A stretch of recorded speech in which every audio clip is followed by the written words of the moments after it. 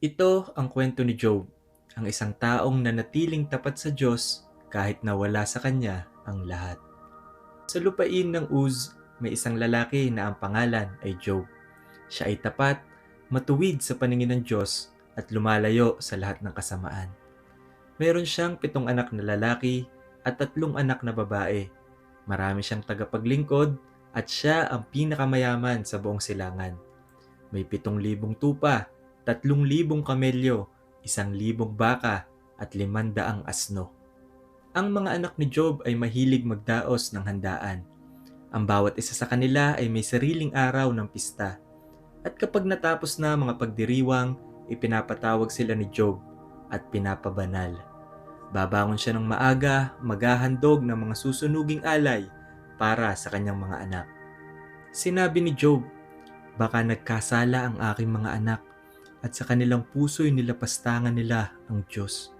Isang araw, nagtipon ang mga anak ng Diyos sa harap ng Panginoon at naroon din si Satanas. Tinanong siya ng Panginoon, "Anong pinagkakaabalahan mo ngayon?" Sumagot si Satanas, "Nagpapabalik-balik ako sa lahat ng sulok ng daigdig." At sinabi ng Panginoon, "Napansin mo ba ang lingkod ko na si Job?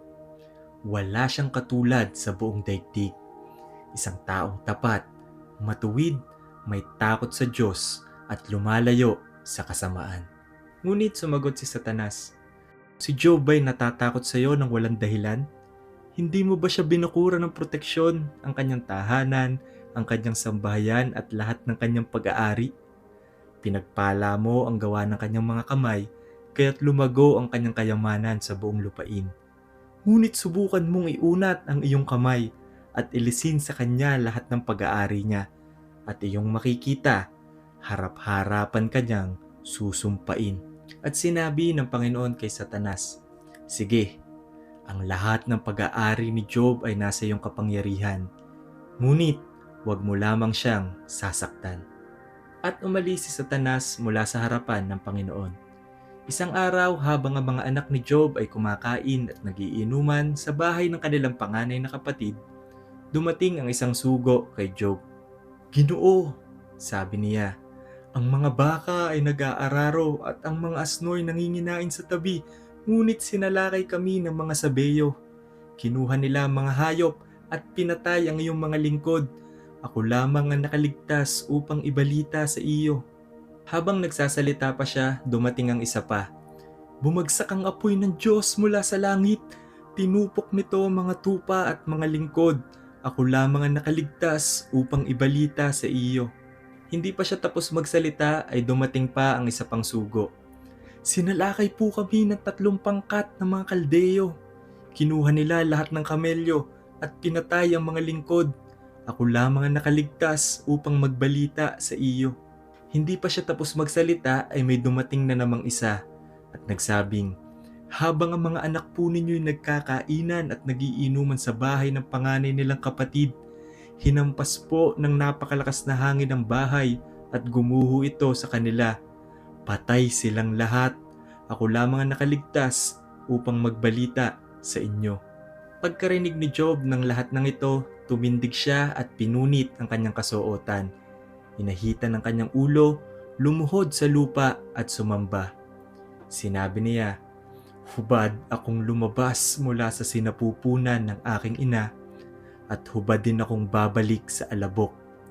Ang Panginoon ang nagbigay, ang Panginoon ang kukuha. Purihin ang pangalan ng Panginoon." At sa lahat ng ito, hindi nagkasala si Job, ni sinisi ang Diyos sa anumang masama.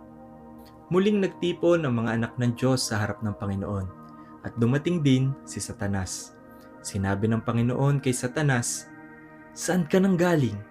Sumagot si Satanas, "Nagpapabalik-balik at naglilibot ako sa buong daigdig." Sinabi ng Panginoon, "Napansin mo ba muli ang aking lingkod na si Job? Walang katulad niya sa lupa. Isang taong tapat at matuwid, may takot sa Diyos at lumalayo sa kasamaan.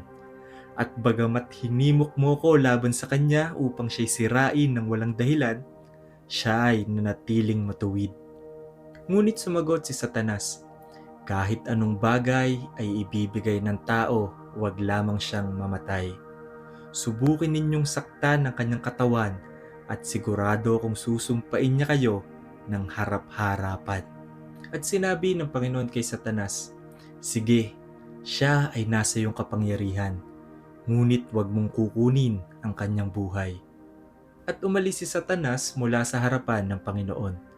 Pagkatapos nito, tinadtad ni Satanas ng sugat ang buong katawan ni Job, mula ulo hanggang talampakan.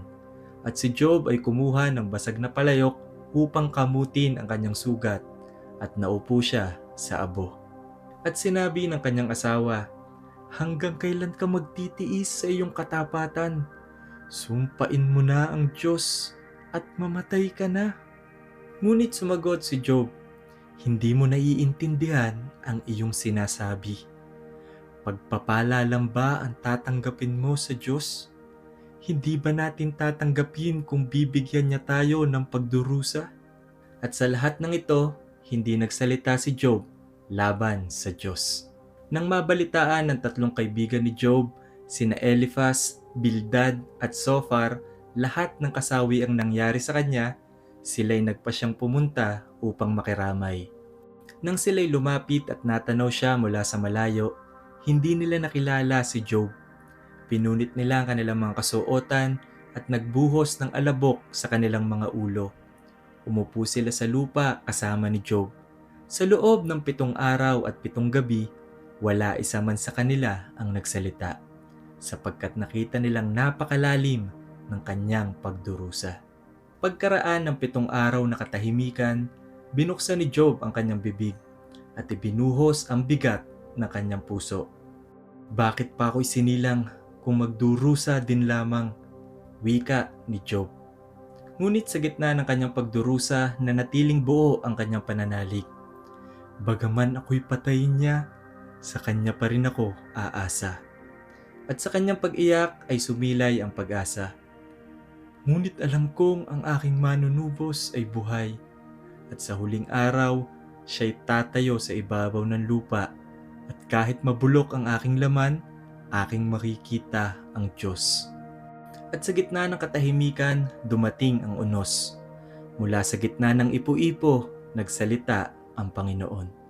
Sa tinig na dumadagundong sa langit, ang Diyos ay nagsimulang magsalita kay Job upang ipakita kung gaano kaliit ang nalalaman ng tao at kung gaano kadakila ang mga gawa ng Diyos. "Sino itong nag-aalinlangan sa aking payo sa pamamagitan ng mga salitang walang kaalaman? Ihanda mo ang iyong sarili tulad ng isang lalaki at tatanungin kita, at ikaw ang sasagot sa akin."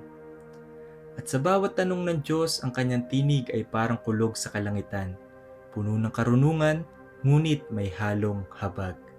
"Nasan ka nang aking itinatag ang pundasyon ng lupa? Sabihin mo kung alam mo. Sino ang nagtakda ng sukat nito? Sino ang naglagay ng panukalang bato nito? Nang umawit ang mga bituin sa umaga at ang mga anak ng Diyos ay nagsigawan sa kagalakan, nasan ka nang aking itakda ang dagat sa hangganan nito? At sinabi kong, hanggang dito ka lang at hindi ka lalampas. Ipinatawag mo ba ang bukang liwayway? Ipinabuhos mo ba ang ulan sa lupa? Pinakain mo ba ang leon o binigyan mo ng pugad ang uwak? Meron ka bang tinig na kayang magpatahimik sa kulog? Ikaw ba ang nagbigay ng lakas sa mga kabayo o nagpalipad sa mga agila?" Sinabi ito ng Diyos kay Job, hindi upang siya'y hamakin, kundi upang ipaalala na ang Diyos ay Diyos at siya ay higit sa lahat. At sa bawat salitang iyon, ang puso ni Job ay natunaw sa harap ng Diyos. Si Job ay yumuko at ang kanyang tinig ay nanginginig sa harap ng Diyos. "Alam kong magagawa mo lahat ng bagay at walang maitatago sa iyo. Nagsalita ako ng mga bagay na hindi ko nauunawaan, mga hiwagang lampas sa aking isip. Ang narinig ko noon ay sabi-sabi lamang, ngunit ngayon ang aking mata mismo ang nakakakita sa iyo. At pagkatapos ng mga salitang ito, sinabi ng Panginoon kay Eliphaz at sa kanyang mga kaibigan, "Hindi niyo sinabi ang tama tungkol sa akin, gaya ng aking lingkod na si Job." At sila'y inutusan ng Diyos na maghandog ng mga alay, at si Job ay magdasal para sa kanila. At nang ipinanalangin ni Job ang kanyang mga kaibigan, ibinalik ng Panginoon ang kanyang kalagayan, at dinoble pa lahat ng kanyang pag-aari. Si Job ay muling pinagpala, 14,000 tupa, 6,000 kamelyo, 1,000 pares ng baka, at 1,000 asno. At muli siyang nagkaroon ng 7 anak na lalaki at 3 anak na babae. Ang mga anak na babae ay pinakamaganda sa buong lupain, at binigyan sila ni Job ng mana, kasama ng kanilang mga kapatid na lalaki. Pagkatapos nito, si Job ay nabuhay pa ng 140 taon, at nakita niya ang kanyang mga anak at mga apo hanggang sa ika-4 na saling lahi. At sa wakas, namatay si Job, matanda at puspos na mga araw. Ang buhay ni Job ay paalala na ang pananampalataya ay hindi sinusukat sa dami ng pagpapala, kundi sa katapatan sa gitna ng pagdurusa. Minsan, hinahayaan ng Diyos ang unos, hindi upang sirain tayo, kundi upang ipakita na kahit sa gitna ng pagkawala, ang kanyang biyaya ay sapat. Ang Diyos ang nagbigay, ang Diyos ang kumuha. Purihin ang kanyang pangalan.